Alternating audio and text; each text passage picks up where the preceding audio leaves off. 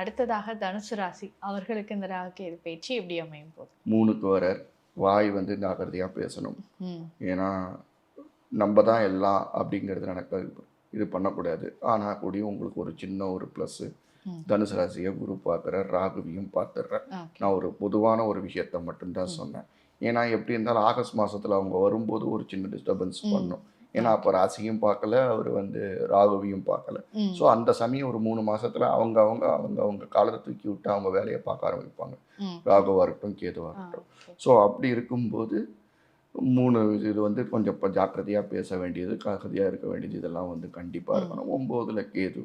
அவங்க அப்பா வந்து நல்ல ஆன்மீக தேடலோ, இவங்களும் நல்ல ஆன்மீக தேடலுக்கோ, தூரதேச பிரயாணத்துக்கோ, க்ஷேத்திர பிரயாணமோ இதெல்லாம் கண்டிப்பாக நடக்கும்.